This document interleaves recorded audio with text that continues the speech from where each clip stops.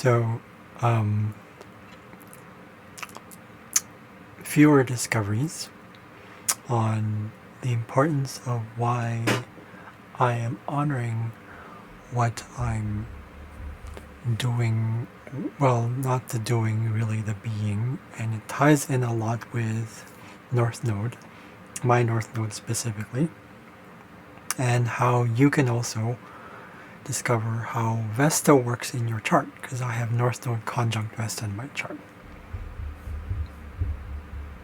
So with this placement, you can probably already see, I've shown this in older videos, so you can see North Node is conjunct Vesta, but Makemake is also conjunct Vesta, so it actually affects this first house.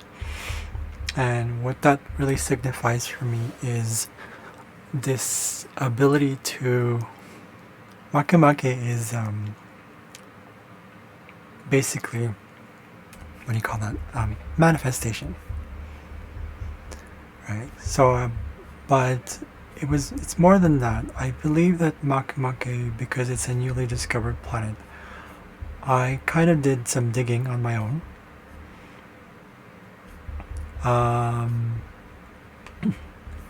Very interesting because what do I say here? I'm going to cheat here a little bit. So Makemake is, yes, it's I'm just going to do a search. Okay, it's a manifestation, something to do with the environment, sustainability, ecology, those kind of things. Natural timing, natural order, love and care, visualization, materializing, of course, optimistic thinking, power of thought, naturally. Okay, ability to use resource to achieve goals. I saw this in a website. Thank you. Manifesting fertility. So the opposite of that would be like if anything to do with that. So fertility is the opposite of like destruction, famine. So abusive nature, all those things. But it also ties in on a personal level because yes, it's delving in deep into your inner power. I call this your inner warrior, internal moral compass, social, environmental activism. Okay, got it. Moral battles. So I kind of found this similar to Haumea. They do a lot of the Polynesian / like Austronesian mythology tend to look at the main gods as portray them as like they were gods of fertility. So of course, but Makemake with this one, because it's a newly discovered dwarf planet, I think it's a dwarf planet. I also did some digging on the astronomy of it, but before we got into that one, I wanted to go into how similar it is to Haumea based on the astronomy. First of all, we'll kind of jumping back and forth, so bear with me. So Makemake follows an orbit very similar to that of Haumea, and this is Wikipedia. But going to the myth though, let's go to the myth. So apparently he wasn't married or anything. He was celibate or something like that. The way I understand it is something to do with celibacy or having your own creativeness, relying on your own creativity, your own ability to procreate. So you can say it's asexuality, but I feel like it's trusting in one's own creativity and divinity. There was something about the bird sect. So for me, that means like the blessings from above. So again, divine power, it's kind of like you rewind it. It's like, okay, it's almost like you go back into the natural world and see, oh, there's blessings. And you see kind of inside you, there's that awe inside.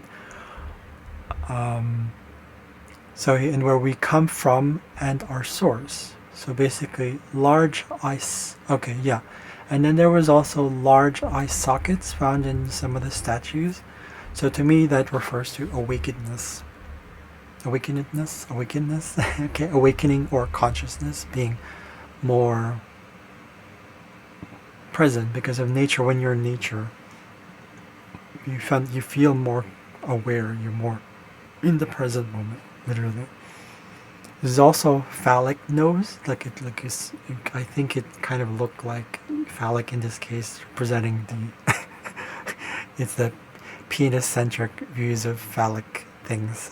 But to me, that represents also awareness, but through the senses. So in other words, presence, right? Creating from sensing, intuiting, I call instincting. Okay. A knowing of direction. Okay, because you're knowing where you're headed. Name connect. So that kind of stuff.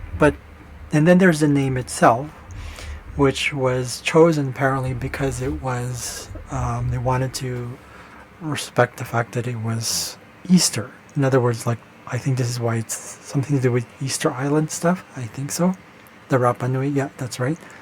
So to me that also, but this why it's called Easter, I believe it's also something to do with harvest, confidence. When you have things and you're abundant, again, gifts. And it's funny because I referenced this to the constellation, the Orga constellation, and the Orga constellation was something to do with, here we go, because it was found amongst density, it was close to the galactic anti-center, where it is. So to me, that area is shrouded in mysterious abilities and possibilities, but far from attainable. Okay, so there's potential. It was actually in the galactic anti-center, which is in the Orga constellation itself. That's where the planet is, but just close to the galactic anti-center. It was, if you're into galactic astrology in your history, if you've been paying attention to Dolores Cannon's, the Orga constellation people were called the Rames or the Natals. So they apparently refused to bow down to the rule of the Seleuci on Earth, or here in Terra, until they made advances in science, astronomy, and time. So, and then Mayans later, apparently, because they landed and they came to Central American regions. I think Central America or also South America. But when they left, the Mayans turned those gifts upside down into blood sacrifices. So that represents why the energy of the anti-center was there. So doubt and perversion and misinterpreting and misunderstanding of one's creativity, divinity, and guidance, this ties in with the abuse of nature. If we're not honing our inner Makemake, our inner ability to how do I put this here? To balance things, where we have to let go of this belief of what we think is law and order, and rely instead on through our natural selves, like that there is order on itself. So this is how I put Makemake. It's just like, to me, that's that was different. Sorry. Okay, manifest in truth. So creativity, or you manifest through love, compassion, and also action. This is why there's the that one was Varuna that I was talking about. Yes. So that's not. So Makemake is where we manifest through love, compassion, also action. So basically that whole really releasing and being in the moment. So when I say love, compassion, I mean in the moment. Right. More astronomical data that I discovered. It was actually referred to, the planet was number 136472, and this was just for fun. Numerologically speaking, this is 5. If you add all those numbers up, it equals to 5. So it's something to do with, I believe, transition or something. I'm not sure. I'm not really into numerology that much. But the ecliptic orbit, apparently it has an ecliptic orbit. So it's not round, so that refers to me like changes, cycles, extremes. So sometimes when we don't have trust in our own inner nature, we kind of go outside that and we abuse it. We kind of, and to be honest, in the past few days, I kind of done a little bit, you know, that stuff. Not drinking, not something to do with sex. But so yeah, so when you hone your inner Makemake, it's kind of, for me, it ties in with Vesta and really learning to commit to that, as you can see in my ring chart. But that commitment is a little deeper, and I'll go into that a little bit more. So I wanted to kind of categorize this and go straight into the more of the astronomical data that I found. It also has an orbital inclination, so it shifts. To me, that represents a lot of shifts.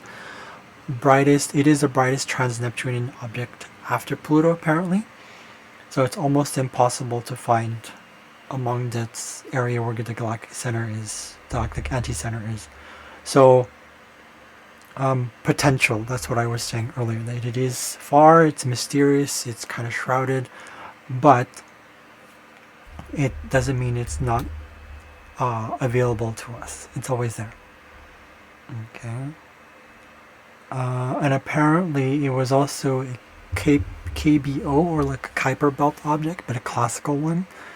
So it says that they're far enough from Neptune in its orbit, so free from Neptune's perturbation. That's what caught my attention. So free from delusions and illusions. So even though we kind of sometimes let go of this, our Makemake, our inner Makemake, or that part of ourselves,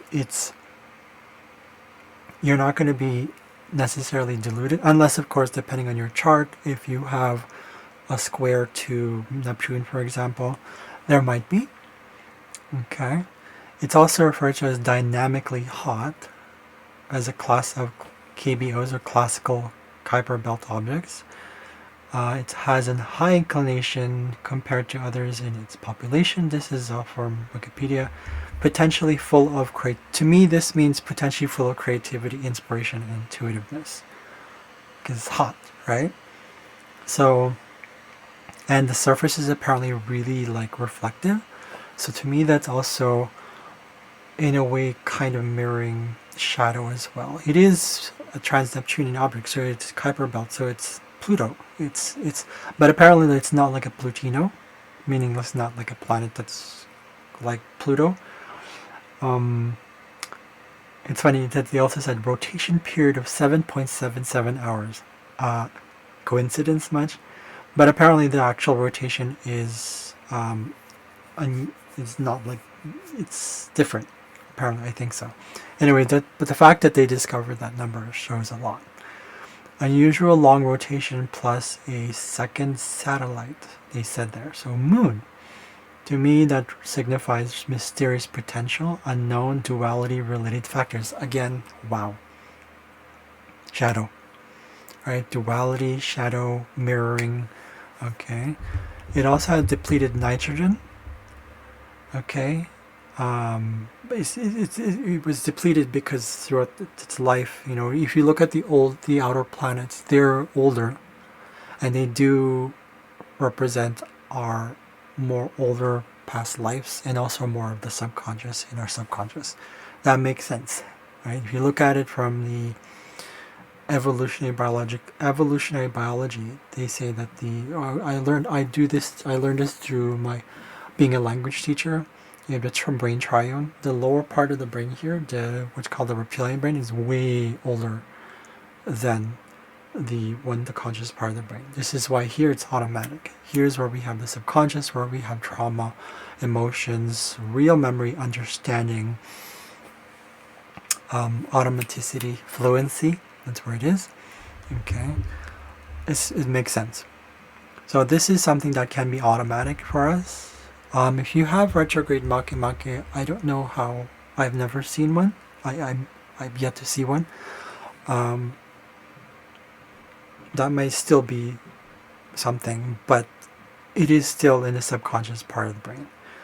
Another astronomical data here is that the surface is a lot of alkane. Like alkanes is apparently like a it's called carbon compound. So carbon based. And tholines, I don't know, I'm not into chemistry, so, but to me that's relative to life.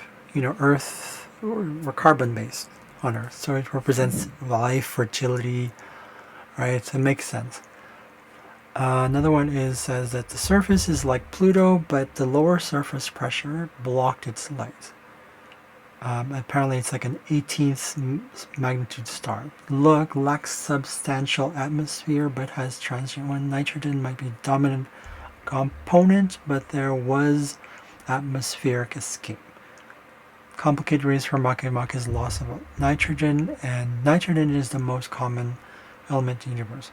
So, potential for manifesting, but can be lost when we're not connected. So it has a weaker gravity than Pluto, so free will. It's not like Pluto is heavier, like when it comes to Pluto is about power struggles. It's as Judy Hall said, it's the misuse and abuse of power. Planet of regeneration. Makemake is, on the other hand, is like that, but it's more about getting back into what is our own abilities to manifest. So in other words, it's how do I explain this? It's our ability to create something when we're really connected to our inner nature and inner guidance as well. It's both connected, so Makemake brings that together. There's something about repetition when it comes to Makemake. I know this for a fact because I have like Austronesian background. So when you have something that repeats, it usually refers to plurality. Makemake. It usually refers to something that repeats, or plurality. So that makes sense, right? I mean, why else would they call it that way? There's no such thing as coincidence. So, going back to what I also found about, because Vesta is also conjunct that, Vesta, as many of you know, she's not represented by like a statue or anything like that. She was like the fire itself. She kept as you'll see here on YouTube, you'll see Vesta as the sacred fire. She's the one that, without it, it's Rome wouldn't survive. So if you already know this, so Vesta represents devotions, commitment. I added here cherishing. And that's more of the positive outlook on Vesta, because she's mostly associated with dedication, personal sacrifice, inner fire, caution. I put in here caution, channeling passionate energy, concentration, retaining your virginity. So virginity means like you don't just give away your power, right? Spiritual aspirations, isolation, self-sacrifice, those kind of things. Purity, of course, moral beliefs, morality, spiritual beliefs, domesticity, health protection, holiness, life, chastity, sexual energy, kundalini apparently, because it's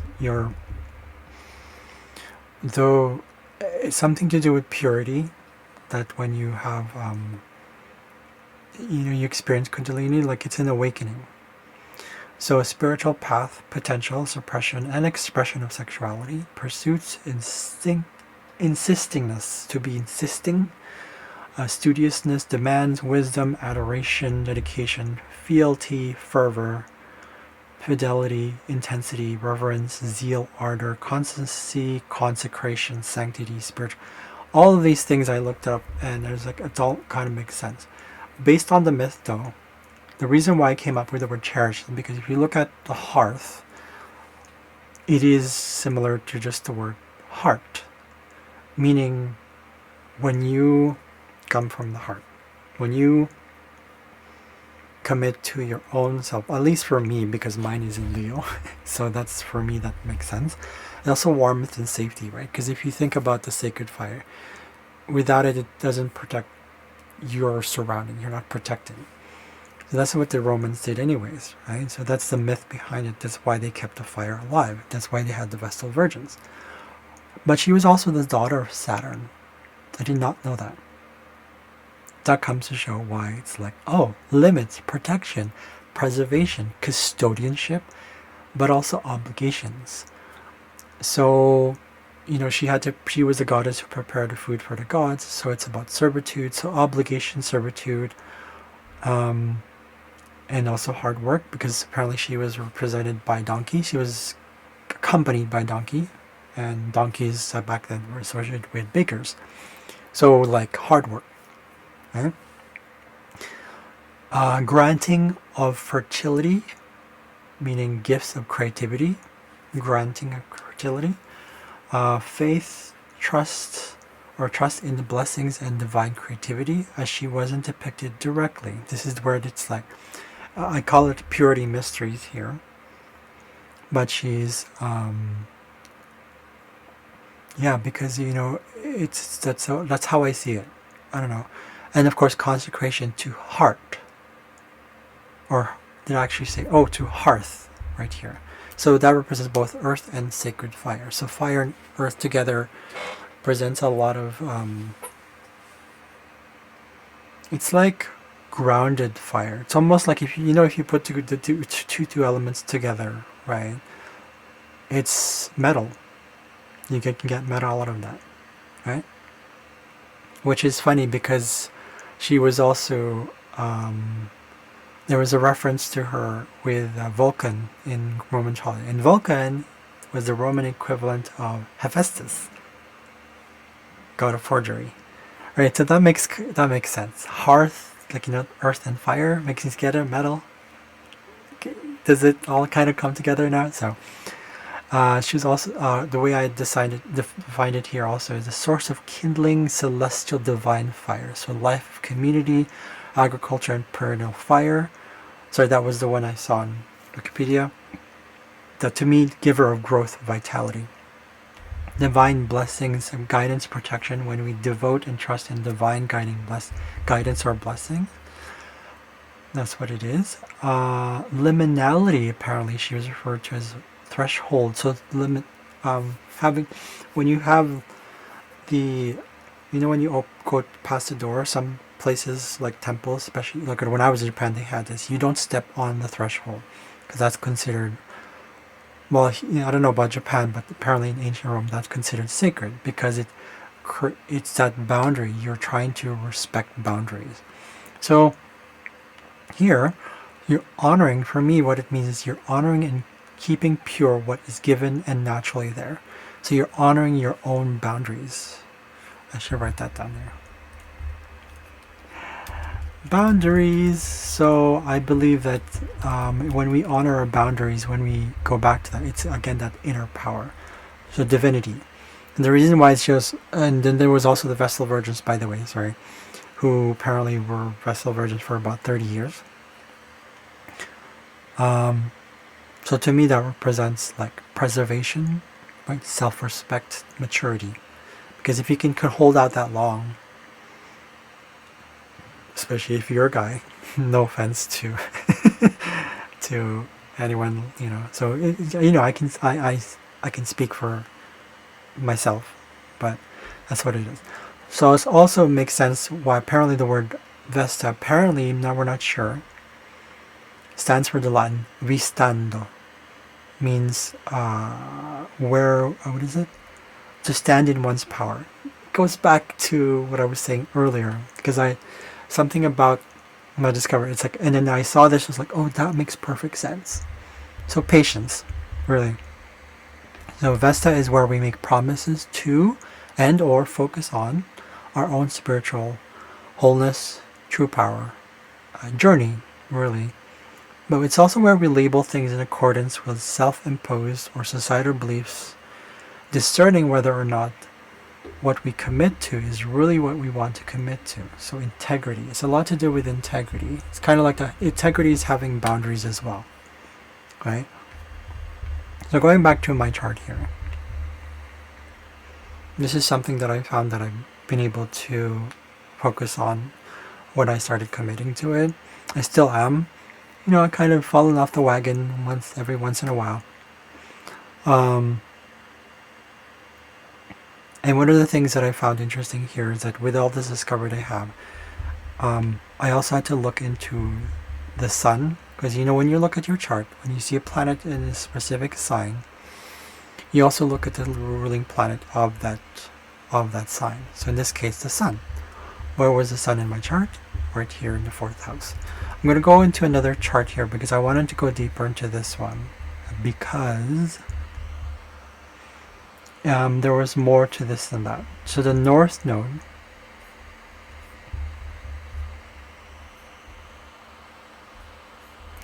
is where Vesta was conjunct, right? Okay, so here it is.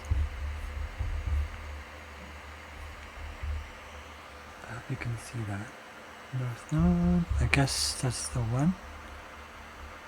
Yeah, North Node, okay, yeah.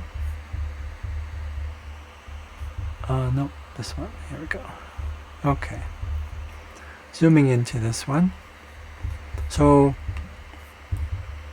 you saw that Makemake was here. 25 degrees. Was it 25 degrees? Makemake was 25 degrees, Vesta was 22.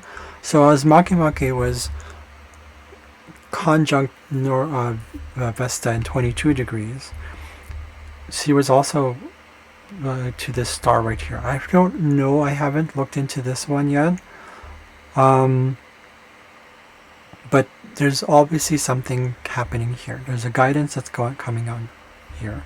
So what I'm going to do is I'm actually going to do this really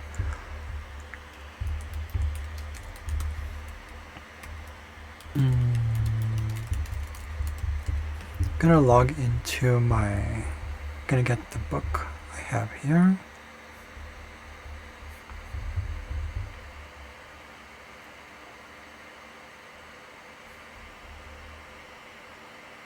And see if we can find something on that star, because I have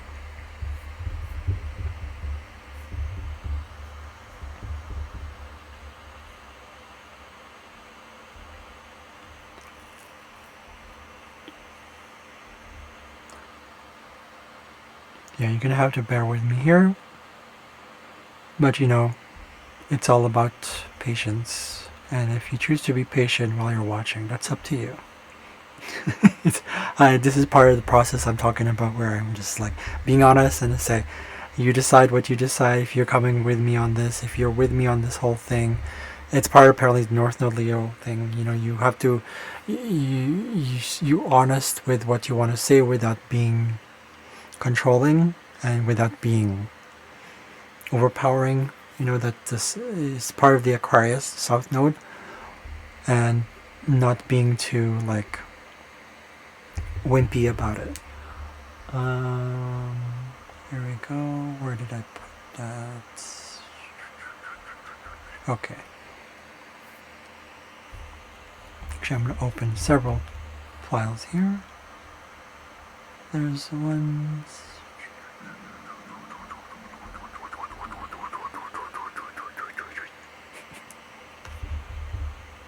Sometimes the best thing to do is when you're waiting.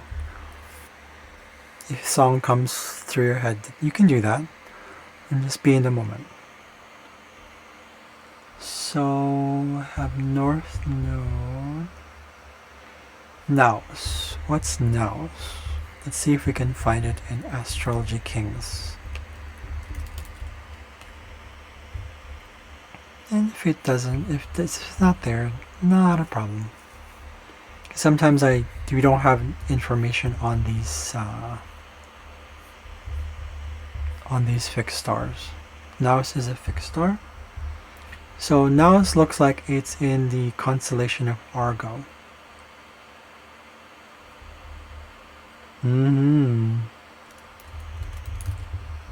Yep.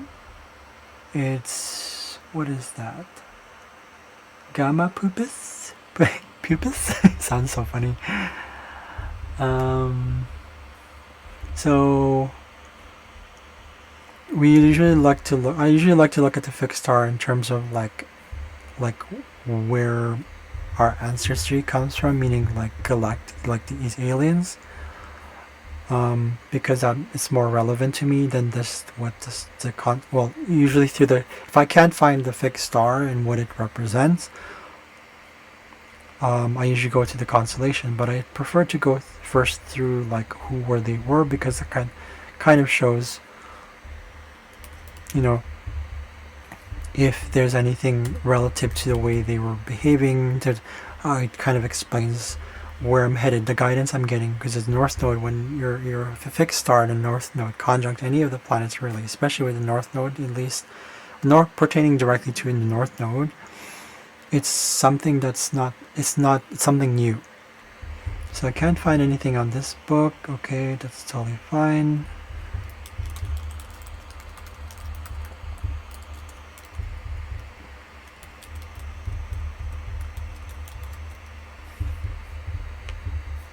And as I look at this one, look for things, and it's not going to make sense right now what I'm doing, because I'm literally looking at multiple sources, and as you well know, things just do take time, and you just have to accept it.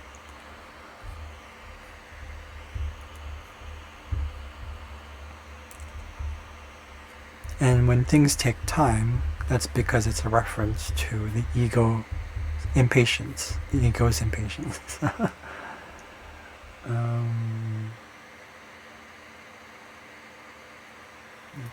I bought these two books that we're talking about. I don't want to keep saying aliens, but it's really like ancestry, you know, or collective, the galactic family, all that stuff. Oh, I could have just looked into, you know, I'm going to close that for a second. Just going to go into my actual book. Where did I put you?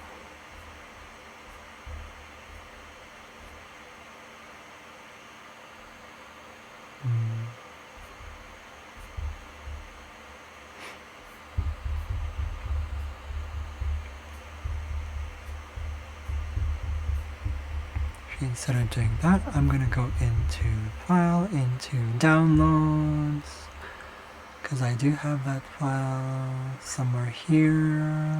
There we go.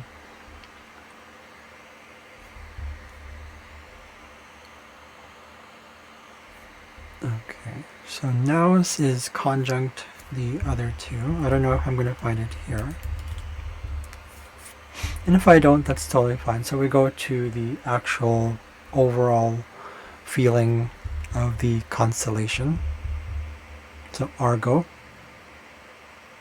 While that's searching, I'm going to look for it. So apparently said to give prosperity in trade and voyages, strength of mind and spirit, has been observed to accompany causes of drowning.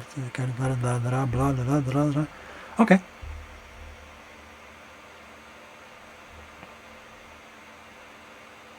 Okay, so if the moon is like somehow connected to Argo, or Argo as in like any fixed star in the Argo constellation.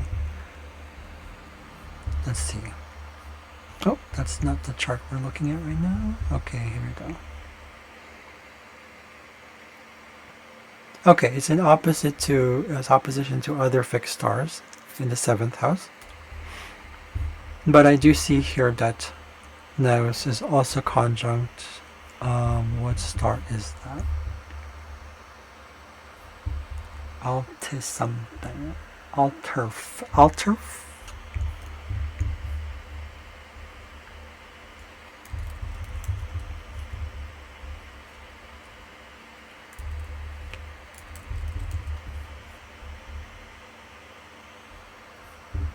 Oh, it's in the Leo constellation. Okay, that ties in with the Leo there. Okay. So, royalty, like Regulus, selection, and death. Okay, okay, they got the stuff. Okay, it's like Saturn, partly like Mars, so bold, cruel, heartless. Okay, adulterous. Okay, if we looked at our lineage, to this one book I have. I'm gonna look at Leo. Oh, I don't think I can find it here. But Leo constellation people.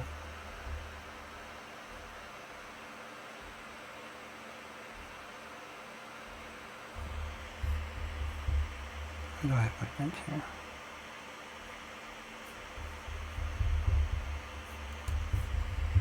If I look up Leo. So a lot of like boldness, right? So I can see right away that with this fixed star, again, we don't know much about this one, but it's something to do with being guided, with courage, and that makes sense. You know, that's Leo as well. What else was there?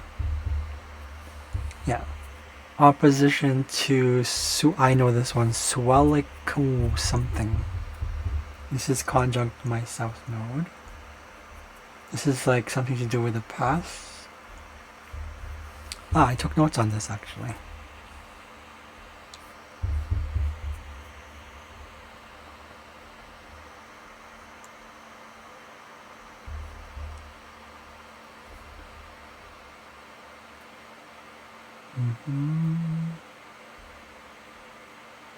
Swellison, so the matrix.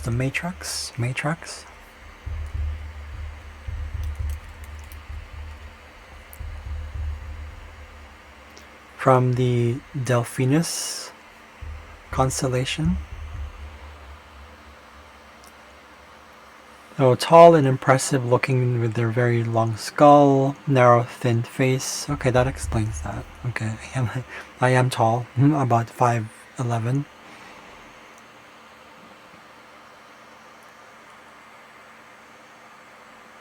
Okay, that explains the south node as well. Apparently it's not aggressive, so very kind of just very, it looks like they have big heads, so very intellectual, very smart, intelligent. South node Aquarius. Okay, it's conjunct there. Makes perfect sense. Rota, what is Rota? Rotabiga? Rotanev. Where is Rotanev? I took notes on this. Rotanev is the okay, Delphinus. So it also explains why I'm used to water, because the Delphinus is something to do with water. That's the gist I can tell you. That's the basic thing. There's also the Almanac, which is Alnair. You can see here. See this one? They're all conjunct south node. Let's take a look at the Alnairs.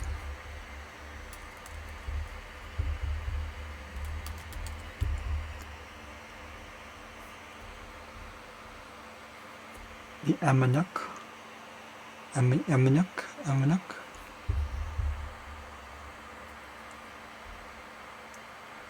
Okay, so similar to Arcturians, apparently. Elegant V-shape, not plain triangular.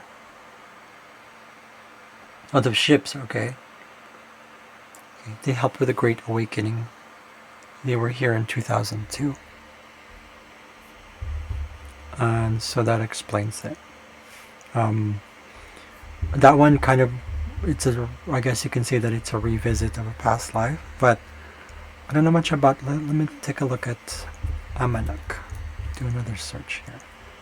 Amanuk.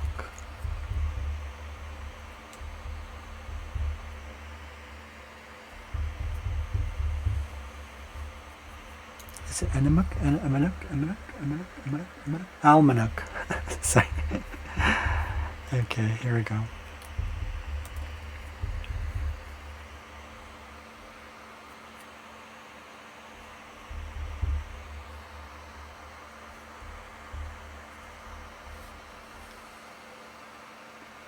Okay, so they had the Council of Five, see the Council of from Ardament.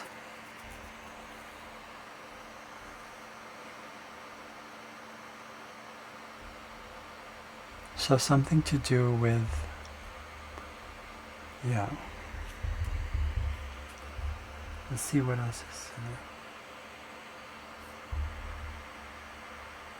Okay, that explains his jaw here. They're also very intelligent. Okay, big brains. Okay.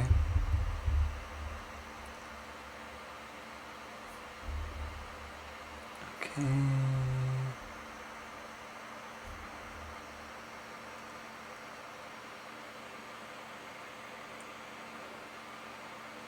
Protecting Terra. Explains why it's tied into the north node, south node, but also my south node is tied to my moon. Very, I can be quite protective when it comes to people that I actually trust and actually really connect with on a very deep level.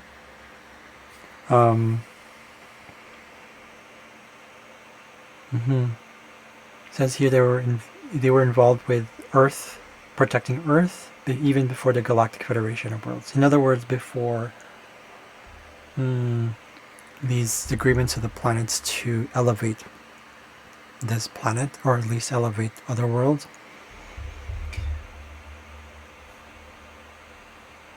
Okay, so they've been here for a long time. They've witnessed the Anunnaki as well.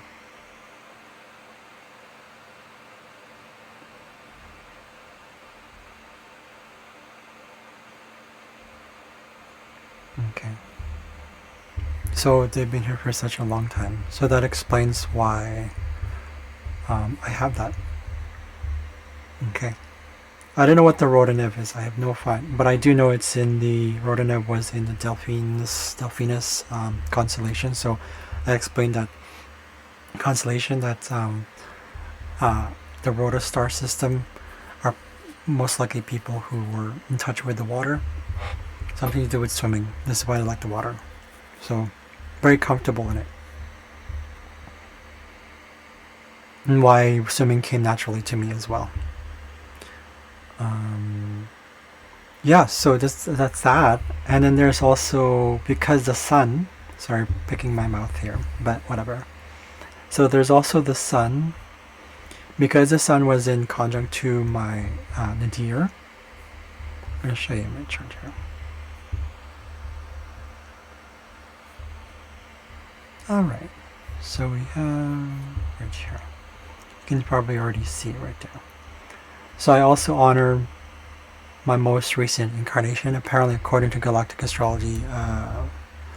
What was her name? Julia Balaz. She said that when it comes to our incarnations, our most recent ones, they're usually tied to the personal planets. So that makes sense, right? Because the further away the planet, the older the reincarnation. Right. But my most recent ones, I would believe, is right here. Izar is actually part of here. It's conjunct my sun right here. Izars were under the Draconians, the Empire, the Siakar Empire. They're conscripted. That's how I see it. Which comes to show why I have it in Libra, because like I've always been told, I've always been kind of just reactionary, been kind of, I'm used to that kind of behavior where I'm just letting people shine and all that stuff. But now I'm honoring that kind of my past and saying, how do I shine? Right? In my own way. I shine in through the fourth house. I shine in through little things like private life as well. But at the same time, when I've learned to trust, and this is why I have North Node in Leo, because it's literally telling me I should learn to trust more, but still keep up my boundaries. I have fourth house stuff. That's Cancer, influenced by Cancer, right? So, and that just makes perfect sense. But also with the current reincarnations, but also Pluto, with the trauma and with the experience of running to orchid power and holding into my power and keeping in, who I wanted to. So the boundaries all make sense, committing to that. North Node, Vesta, Makemake, and all the others. And Regulus is actually right here too. And really like shine in your own way without having to, I actually have Lilith specifically conjunct, technically conjunct this area as well, but it's in the 4th house. It's somewhere here. I totally forgot. It is conjunct to my sun, therefore it's conjunct to Izar, the fixed star here. You can't really see it, but this is the Lilith. This is dark moon, black moon Lilith. So this is the one that is really dying to. It's really tied to the Pluto thing, and dying to and really trusting, so that I can be more familiar with that part of myself and that guidance I'm still getting through my past. Spicus and Arcturus. Spicans and Arcturus are very full of like light, and they're not like the Andromedans, where apparently they're angelic, but definitely a lot to do with that. If I look further into Arcturus in one of my books here,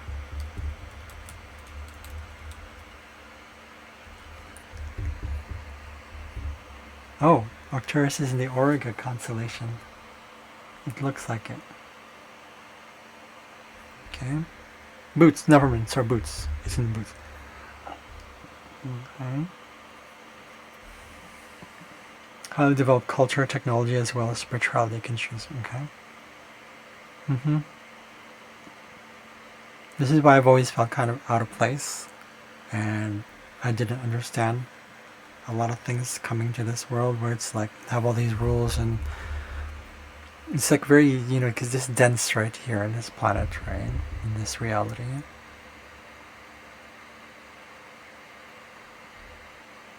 Very intelligent, very spiritual as well at the same time. So that ties in with what I do in astrology. And it's funny because, like, going back to my chart, I'm not showing it here, but I have Imhotep conjunct my sun as well.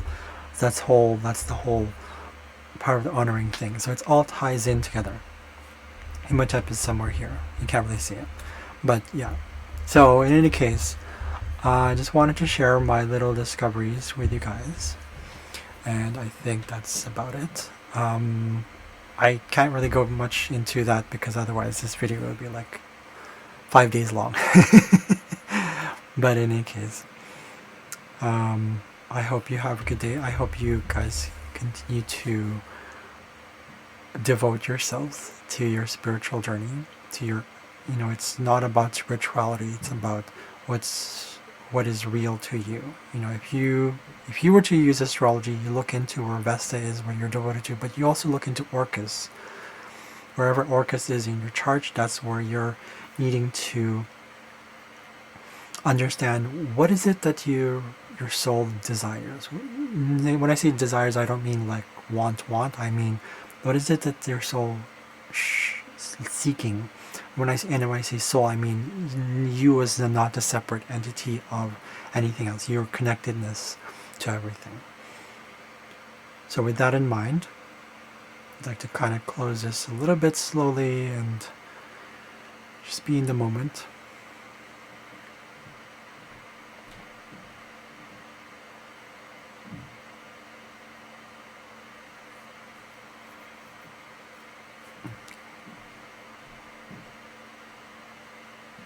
So that remember, you can always go back to this moment. It's always accessible.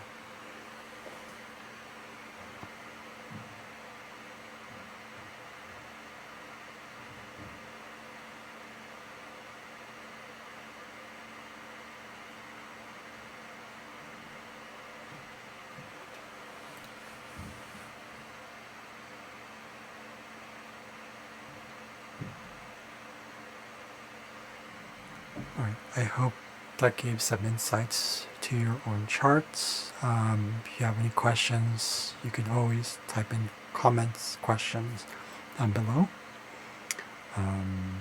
I'll see you guys later. That's about it for today.